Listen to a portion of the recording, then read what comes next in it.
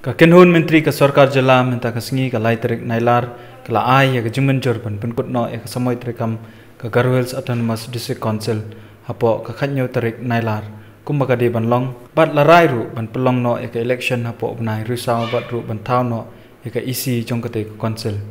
ya ka ni ka rai la shim ha ka jingyalang jong kenhun menteri balalong ni ka step bat ya ka ni la penbana do menteri kata District Council Affairs ba HDR lingdo habai keren berkilat pathai kubor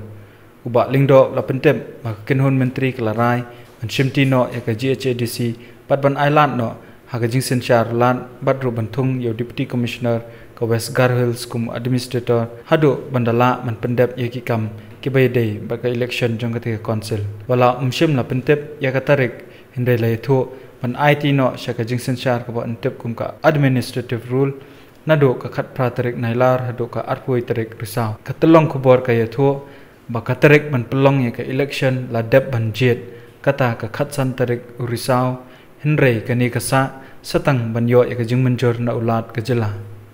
So the department has worked out all the modalities for preparation of this conduction of this election, and and it is also proposed that since this election cannot be held within this extended period of within 17 August, so it has to be it will be conducted a bit later part, in a later of further extension.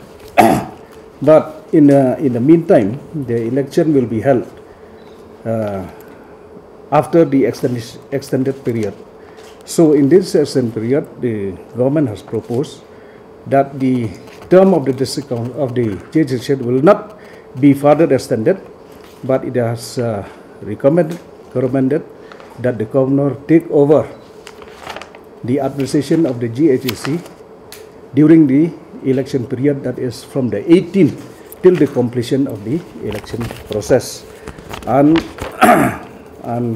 the calendar has been worked out. So 12 of that will be notified, no? Your notification will come only here. Date of the notification for the date of calling of constituencies will be notified.